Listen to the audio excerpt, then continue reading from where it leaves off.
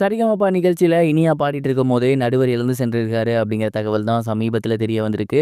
அது என்ன அப்படிங்கிற கம்ப்ளீட் டீட்டெயில தான் இந்த ஒரு வீடியோல நம்ம பார்க்க போறோம். சரிகமபால கடந்த வாரம் பார்த்தீங்கன்னா, ஓல்ட் இஸ் கோல்ட் ரவுண்ட் நடந்திருந்துச்சு. அந்த ஒரு ரவுண்ட்ல பார்த்தீங்கன்னா, இனியா அவர்கள் ரொம்பவே சூப்பரா பழைய பாட்டு ஒண்ணு எடுத்து பாடியிருந்தாங்க. அந்த ஒரு பாட்ட அவங்களால எந்த அளவுக்கு பெஸ்ட்டா பாட முடியுமோ, அந்த அளவுக்கு பெஸ்ட்டா பாடியிருந்திருக்காங்க. அவங்க பாடிட்டு இருக்கும்போதே கெஸ்ட்டா வந்திருந்த டி.எல். மகாராஜன் அவர்கள் எழுந்து போயிருக்காரு அப்படிங்கிற தகவல் தான் சமீபத்தில கிடைச்சிருக்கு.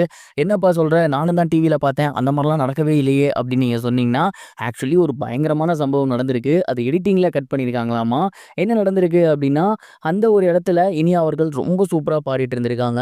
அவங்க பயங்கரமா பாடிட்டு இருக்கும்போது, ஒரு குறிப்பிட்ட சங்கதிக்கு அப்புறம் அவங்க வந்து பார்த்தீங்கன்னா, எந்திரிச்சு போயிட்டு, அதாவது டி.எல். மகாராஜன் அவர்கள் எந்திரிச்சு போயிட்டு இனியா வாழ்த்தலாம்னு நெனச்சிருக்காரு.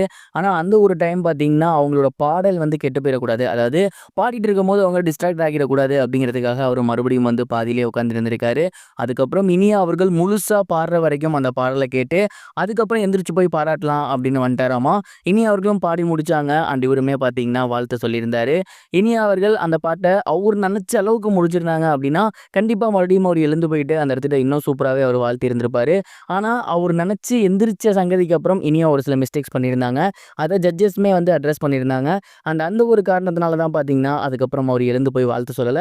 இருந்தாலுமே அவரு ரொம்ப சூப்பரா பாடுனீங்க அப்படின்னு சொல்லி இனியாக்கு வாழ்த்துக்கள்லாம் சொல்லியிருந்திருக்காரு. இந்த விஷயங்கள்லாம் எடிட்டிங்ல கட் பண்ணி தூக்கியிருந்திருக்காங்க அப்படிங்கிறது தெரிய வந்திருக்கு. நெறைய பேர் வந்து சொன்னது இதுதான். இனியா வந்து முன்ன பாடுனத விட இப்ப ரொம்ப சூப்பரா பாடியிருக்காங்க. இன்னும் கொஞ்சம் பெட்டரா பாடியிருந்தாங்க அப்படின்னா, கண்டிப்பா அவங்க டாப் 5ல ஒரு ஆளா இருந்திருப்பாங்க அப்படின்னு தான் சொல்லி வந்துட்டு இருக்காங்க. இந்த ஒரு சம்பவமே அதுக்கு எடுத்துக்காட்டா தான் நானும் நெனைக்கிறேன். இனியா அவர்கள் இன்னும் கொஞ்சம் நல்லா பாடி சூப்பரா பண்ணிட்டாங்க அப்படின்னா, கண்டிப்பா டாப் 5க்குள்ள அவங்க இருப்பாங்க அப்படிங்கிறதுல எந்த ஒரு சந்தேகமே இல்ல. நீங்க என்ன நெனைக்கிறீங்க? இனியா இன்னும் சூப்பரா பாடி டாப் 5க்குள்ள போவாங்களா? இல்ல டாப் 5 மிஸ் பண்ணுவாங்களா? மறக்காம கமெண்ட் பாக்ஸ்ல ஷேர் பண்ணுங்க.